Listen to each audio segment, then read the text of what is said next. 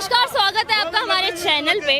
बांग्लादेश में जहां एक तरफ 5 दिनों से हिंदुओं को जलाया जा रहा है, मारा जा रहा है, दंगे हो रहे हैं, 5-6 दिन लगभग हो चुके हैं, वहीं दूसरी ओर आज एक वीडियो सामने आता है जिसमें हिंदू संगठन जो है, बांग्लादेश के हिंदू जो है, अपने आप के बचाव के लिए सड़कों पे उतरते हैं। आखिर हिंदुओं को जागने में इतना टाइम क्यों लगा, उसी पे आज बात करेंगे। क्या नाम हुआ सर? राहुल मैम। कैसे देखते हैं हिंदुओं को जागने में बांग्लादेश में इतना टाइम लग गया सर? 5-6 दिन हो चुके हैं बांग्लादेश को जलते हुए। मैडम अभी तो और जलेगा। अभी जो वीडियो आ रही है ना, मतलब समझ लो कि एक अंदर से आत्मा आवाज देती है कि तलवार उठाएं और वहां पहुंच जाए, बंदूक उठाएं और वहां पहुंच जाए। लेकिन हमारे देश का जो कानून है ना, वो हमें इस चीज की इजाजत भी नहीं देता। जैसे मैं देख रहा था जब फिलिस्तीन हो रहा था ना, तो हमारे इस देश के कई मुस्लिम भाई बहन आकर के कह रहे थे कि हम वहां पर चले जाएंगे, हमें फ्लाइट करा करके दो, हम वहां पर इजराइल के खिलाफ वो खोलेंगे, आवाज उठाएंगे जाकर के।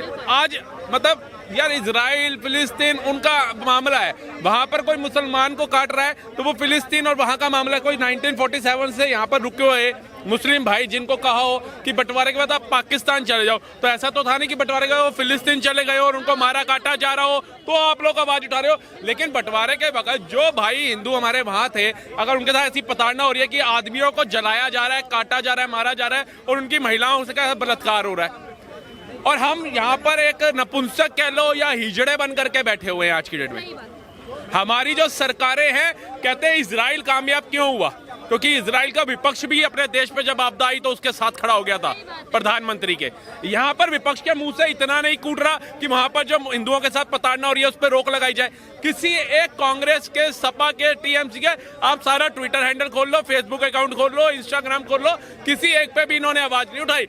मेरा सवाल है सर, टीएमसी ममता बनर्जी का कुछ दिन पहले बयान आया था कि बांग्लादेश से जो लोग यहाँ आना चाहेंगे वेस्ट बंगाल में, हम उनके लिए दरवाजे खोल कर खड़े हैं, और कुछ दिन बाद ही बांग्लादेश के ये हालात हो जाते हैं, हिंदुओं को मारा जाता है, काटा जाता है। किसे सहारा देने की बात कर रही थी ममता? जिनके नाम पे वोट बैंक चल रहा है उनका। बंगाल में इतने रोहिंग्या घुसपैठिए कैसे आ गए आप बताइए? ये ममता जी ने दरवाजे खोले इसलिए आ गए। लेकिन ममता बनर्जी को ये नहीं भूलना चाहिए, ये जो शेख हसीना है ना, इसने तो उनके लिए इतना कर दिया, आप उसका जूं बराबर नहीं कर पाए होंगे। तो सोचो जब इनका वक्त आएगा आपका असर क्या होगा।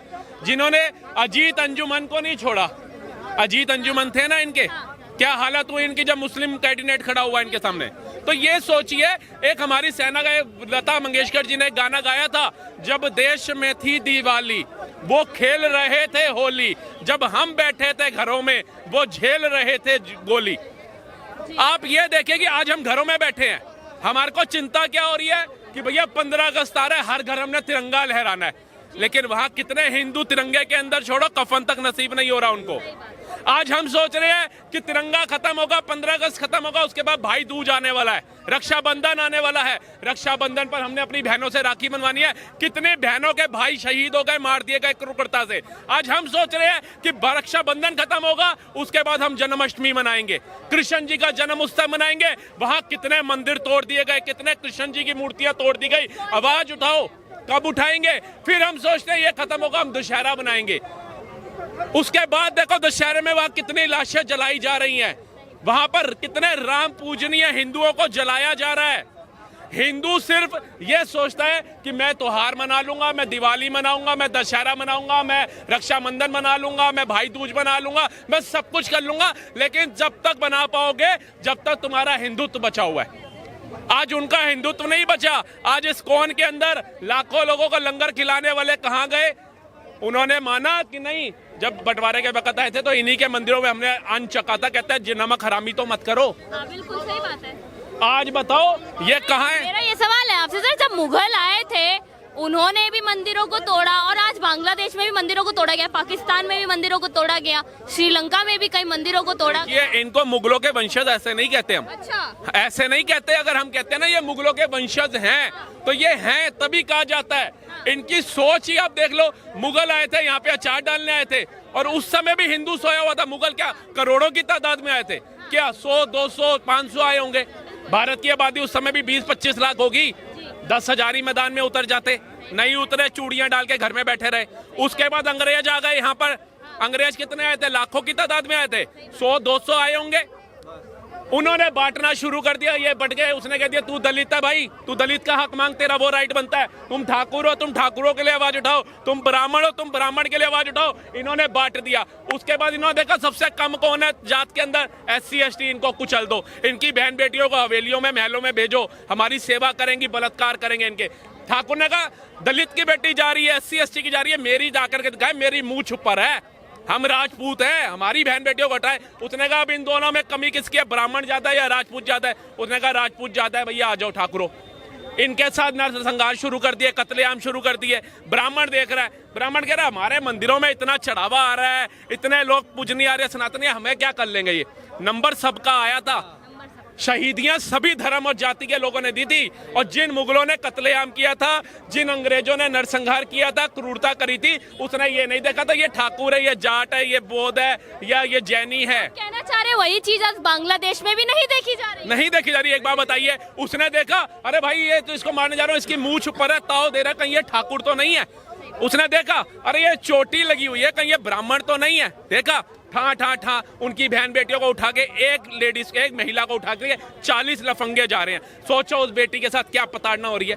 और हम यहाँ बैठ करके ना कह रहे हैं अरे बंगाल में ये हो रहा है, कश्मीर फाइल्स नहीं देखी, बंगाल फाइल्स देख लो। अरे बंगाल छोड़ो, आने वाला तुम्हारा इतिहास नहीं फ्यूचर दिखा रहे हैं ये कि भारत में भी ये होगा। ये रोहिंग्या कहाँ से आ गए?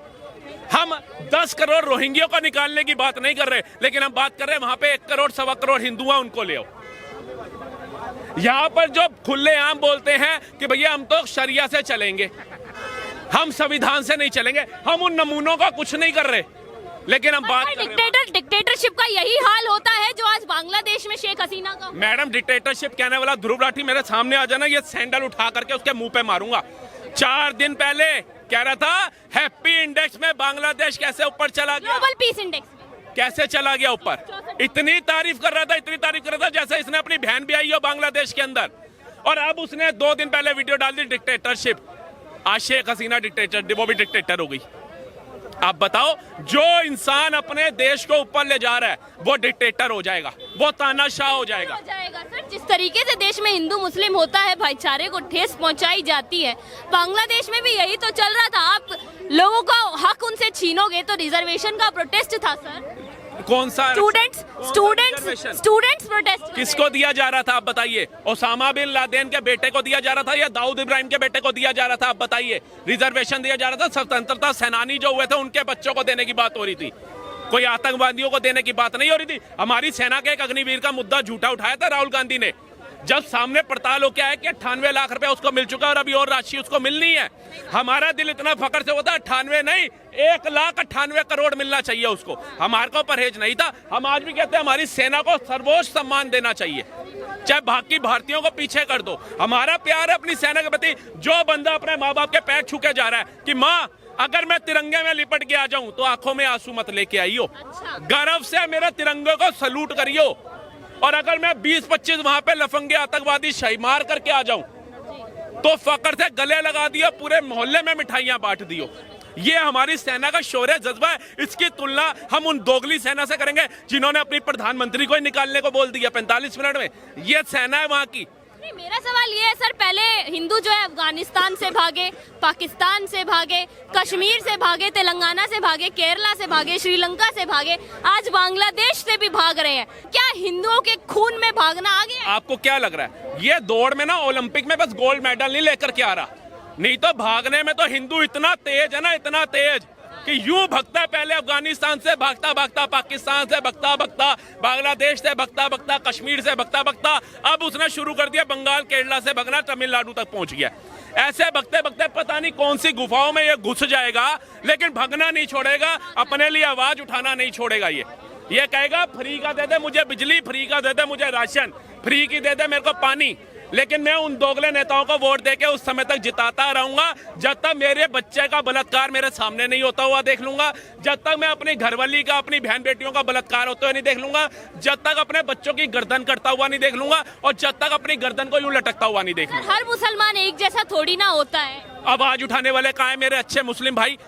10 दिन हो गए, 5 दिन से हसीना शेख यहाँ पे है, कहाँ है मेरे अच्छे मुस्लिम? आवाज क्यों नहीं उठा रहे हिंदुओं के लिए? किसी एक बड़े लीडर ओबीसी हो चाहे कोई हो, मुस्लिमों का मसीहा, एक का ट्वीट दिखाओ जिसने ये बोला हो मेरे मुस्लिम भाइयों शांत हो जाओ, हसीना शेख वहां से जा चुकी है, शांति बसाओ, हिंदुओं का नरसंहार मत करो, मंदिरों में तोड़फोड़ मत करो। मुझे एक उस अच्छे मुसलमान का ट्वीट अकाउंट में दिखा दो, एक मैसेज दिखा दो, सड़कों पे प्रदर्शन दिखा दो, मैं मान जाऊंगा। हिंदू ही भटक रहा है, जिसका भी लेना देना नहीं बंगाल से, लेकिन उसके अंदर फिर भी आत्मा जिंदा है। वो कह रहा है वहां पर प्रत्येक हिंदू महिला हमारी बहन है, प्रत्येक हिंदू बच्चा हमारे घर का बच्चा है, प्रत्येक हिंदू हमारा भाई है। यहाँ दिल पसीज रहा है मैडम।